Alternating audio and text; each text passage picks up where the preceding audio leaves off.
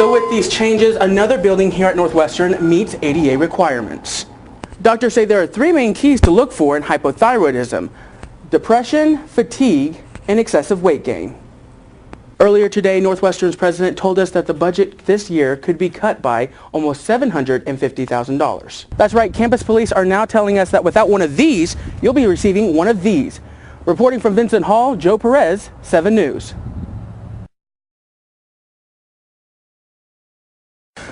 When these doors close on Thursdays, many students head to the liquor store, but one popular drink may be soon banned. It's been called blackout in a can, or liquid cocaine, and has been linked with several deaths here in the United States, which is why Oklahoma lawmakers are saying no more to Four Loko.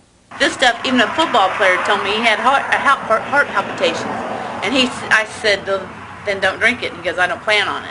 The dangerous concoction was said to be the cause of this 21-year-old college student's death. Courtney Spurry from Maryland drove her car into a tree after consuming only 2 cans of Four Loko. Shailene Jones, a sophomore here at Northwestern, talked openly about her eyewitness account of how dangerous Four Loko can be. You can tell they're drunk, but in the morning they don't remember a lot of what they did when what they normally would have. And it's just their body doesn't know what to think when they're having a stimulant, which is an upper, and then alcohol, which is a downer. Their body's just kind of like in a limbo stage, and their mind just blacks out, and they really don't remember what they're doing, conversations they've had with me. So it's a lot scarier than just actually drinking beer or taking shots of just regular liquor. That's because 1 can of Four Loko is equivalent to 4 beers and 3 cups of coffee. One night I kind of got stupid and drank 3 of them, and it turned out bad. Yeah. I noticed it went to the younger generation, and not like the ones from, like, say, juniors on up. They realized how stupid it was. And then if you can't remember what happened to you, that's when you know you got a problem.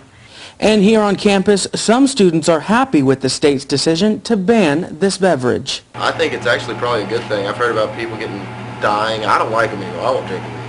I think it's a good idea. They've talked about just taking the stimulants out of it and then bringing it back on the market, and the company's even been asked to lower the alcohol content, but they don't know much about it yet. The use of cell phones are universal. They're used to place calls, send and receive emails, and the most popular form yet, sexting, a controversial form of communication amongst the younger generation, including sending and receiving sexual images or obscene messages via text. The law has always been fluid. It changes as time changes. The problem is technology seems to be advancing more quickly than the laws are. With 75% of children possessing cell phones, Oklahoma lawmakers are looking to crack down on child pornography, even if that means arresting a child for sending pictures of themselves. There is no deferred sentence. So then if you, in essence, take a picture of yourself and send it to somebody else, you have violated that law. The other distinction or nuances or differences of the law is you can engage in sex when you're 16 and older, but you can't take a picture of yourself and send it to your boyfriend. So there's this distinction there. However, lawmakers are looking to reinforce this obscene messaging by warning the younger generation of its consequences. The distribution of child pornography is a felony, and distribution of obscene material is a felony. And according to survey, at least 1/3 of teen boys and 1/4 of teen girls say they have had nude to semi-nude images shared with them. But here in Oklahoma, Democratic Representative Anastasia Pittman says, quote, "My fear is that if we do nothing, countless teens will see their lives shattered receiving the brunt end of punishment that is really meant for adult predators."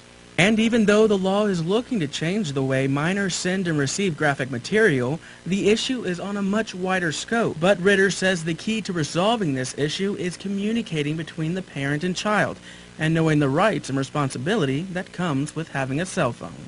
There's education, there's letting the kids know and being a parent, as well as hopefully we can reach the school and come in and talk about it and let them know the seriousness involved with it.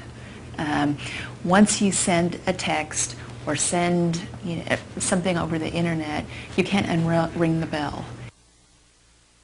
Experts say there are a few things you can do as parents to monitor your child on social networks. Now, Google does offer a free application called Google Desktop. It's a way to monitor which sites your child visits as well as their activity between uploading and downloading.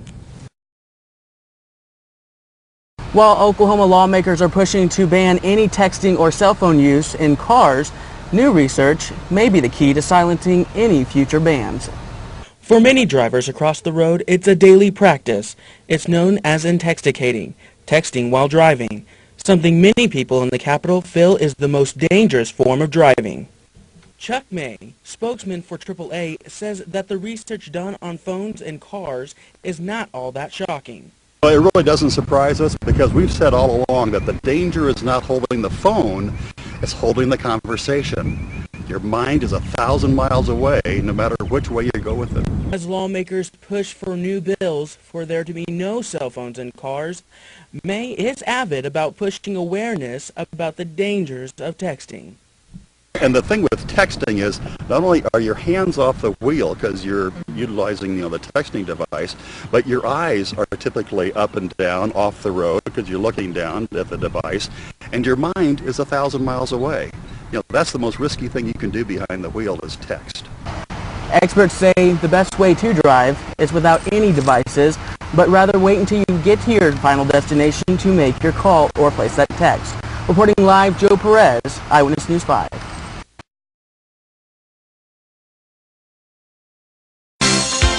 Earthquake and tsunami disasters that hit Japan a few weeks ago has definitely affected the local lives. This week on Campus Watch, Sing Sing Lu takes a look at what the university and community are doing to help and how you can participate. Well, despite the dreary weather conditions this past weekend, the big event had several volunteers show up to participate. 7 News reporter Becky Burke attended the event and brought back the details. Summer and fall enrollment is now open here at Northwestern. Students are encouraged to complete the enrollment process as soon as possible to gain the classes that they have chosen. Enrollment for the summer session is now open with online and printed class schedules available. The summer session will begin June 1st and end July 27th. An interim session for short-term classes will be from May 11th to May 28th. Once summer is over, fall classes will begin on August 16th. A schedule of fall semester classes is available on the internet at the Northwestern website. Northwestern's Vincent Hall Associates of Advanced Public Relations have been busy lending a hand to the Act I Community Theater, just in time for their spring production of Faith County. The play Faith County will be on April 7th and 8th at 8 p.m. with one night only dinner theater on Saturday, April 9th at 7 p.m. with the show starting at 8 p.m. For more information, call 327-1574 or 327-0622.